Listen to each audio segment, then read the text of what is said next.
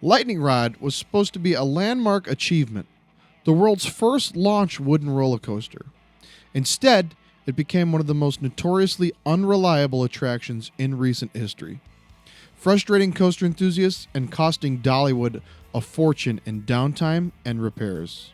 For years, one question dominated the industry: what was wrong with Lightning Rod? The answer is a complex lesson in engineering, a story about the clash between cutting edge innovation and the laws of physics. This is a technical analysis of how Dollywood's biggest headache became one of the most important case studies in the industry. When Dollywood announced Lightning Rod in August of 2015, the project was captivating. Rocky Mountain Construction was rewriting the rule book for coaster design around this time. This $22 million attraction was meant to be the fastest wooden roller coaster on the planet, hitting 73 miles per hour. Themed to a 1950s hot rod, its 3,800-foot layout was woven into the hillside of Dollywood, featuring a 165-foot first drop. But the core innovation, the one thing that set it apart, was its launch. Instead of a traditional chain lift hill, Lightning Rod would use a magnetic launch system to blast its trains from 0 to 45 miles per hour up the 20-story hillside. For a century, wooden roller coasters operated on potential energy stored by a lift hill. Launches were strictly the territory of steel coasters, which could be manufactured with the microscopic precision needed for the high-tech magnetic systems. Wood, on the other hand, is a natural material. It's hygroscopic, meaning it absorbs moisture, swells, and contracts with every swing in temperature and humidity. It flexes and vibrates under the forces of a train.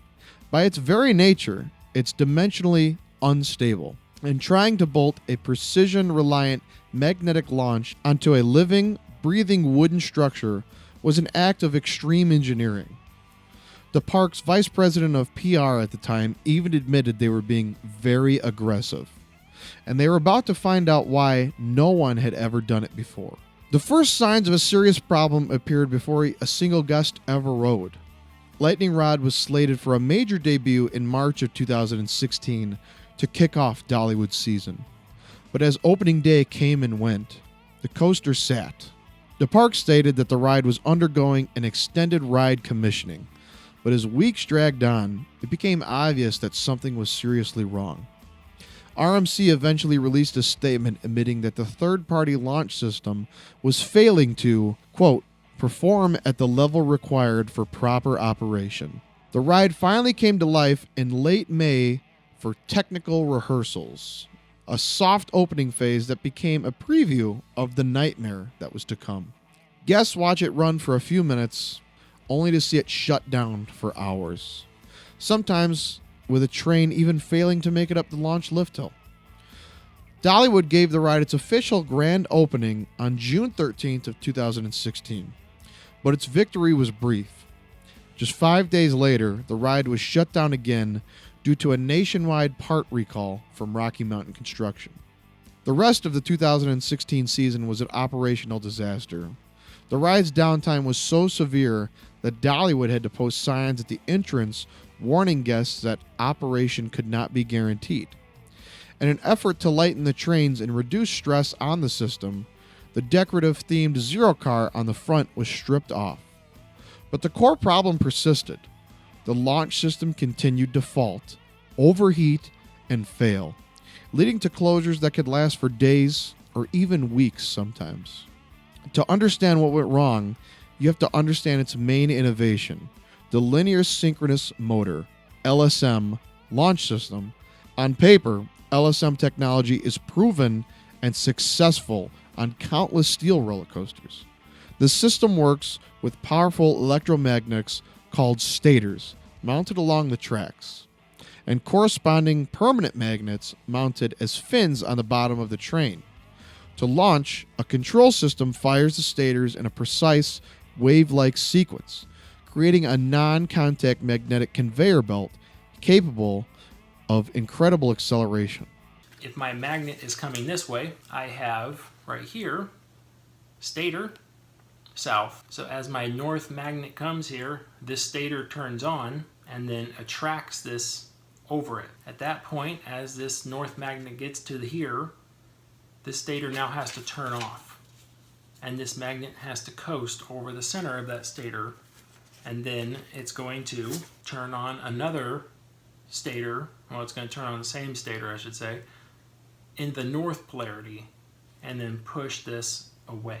Makes sense? We have an attraction, and then as it gets right up to the stator turns off, goes over the stator, and then turns back on in the opposite polarity, pushes the magnet away.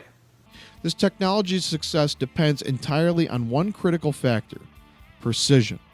For an LSM launch to work correctly, the air gap, which is the tiny space between the train's fins and the track's stators, has to be incredibly small and perfectly consistent, on the order of just a few millimeters.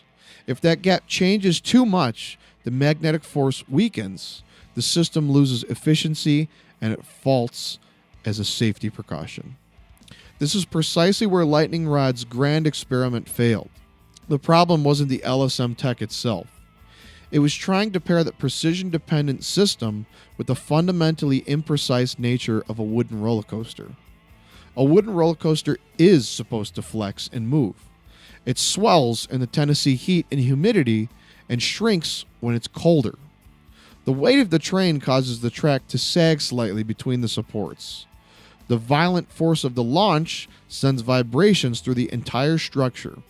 Every one of these variables, all completely normal for a wooden roller coaster, would constantly change that critical air gap.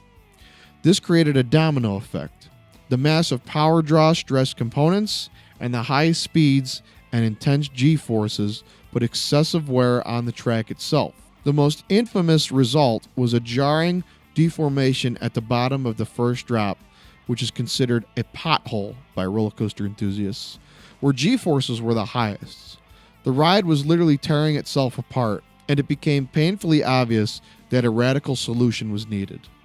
By the end of the 2020 season, after 4 years of fighting a losing battle, Dollywood and RMC began the first of 2 major surgeries.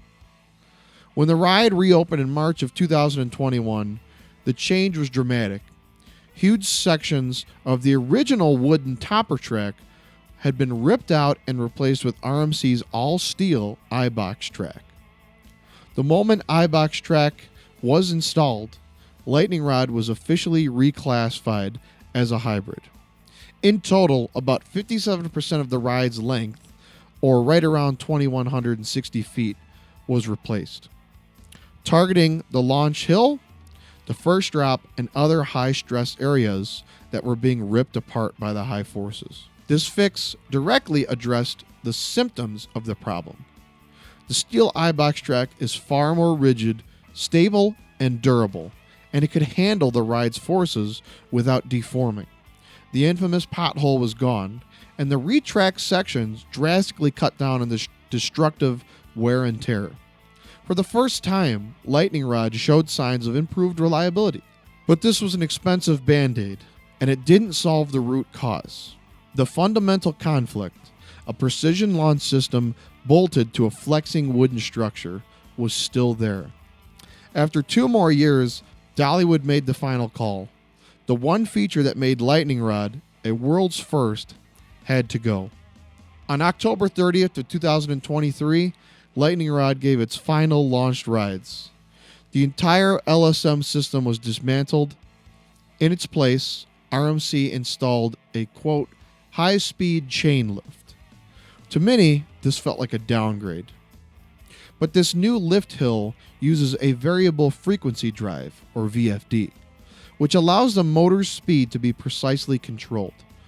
This lets the chain accelerate the train up the hill at a quicker pace that mimics the old launch's feel, but with far less stress and much higher efficiency. Dollywood promised that the ride experience after the lift hill would remain unchanged and that the coaster would still hit its advertised 73 mile per hour top speed. When it reopened in the spring of 2024, The difference was night and day. For the first time in its 8-year history, Lightning Rod was finally reliable. This 8-year saga is one of the most compelling case studies in modern coaster design. It's a story of huge ambition, initial failure, and eventual redemption. If you find these deep dives into theme park engineering interesting, I encourage you to consider subscribing so you don't miss what coaster we break down next. So what's the legacy of Lightning Rod? It stands as a powerful and very expensive cautionary tale about the dangers of combining incompatible technologies. Dollywood and RMC tried to redefine what a wooden roller coaster could be, but in the end, the physical limitations of their chosen material won out. As the park itself admitted, they found out the hard way why no one had ever put a launch on a wooden roller coaster before. A different park might have written off their $22 million problem. Instead, Dollywood invested millions more and spent years systematically diagnosing and fixing the issue. They treated the symptoms by reinforcing the track with steel and then eventually replaced the entire launch system itself, transforming their most unreliable attraction into the stable, world-class ride it was always meant to be. Today, the ride is a hybrid in more ways than one. A hybrid of steel and wood, and of old and new technology. The name Lightning Rod is now just a relic of the launch that only exists in memory. But from the top of the lift hill to the brake run, the experience is still considered an elite top-tier roller coaster, packed with the raw speed and vicious airtime that RMC is famous for.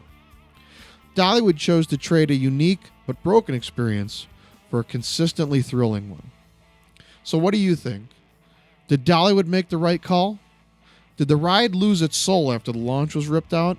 Or did this change finally unlock its true potential?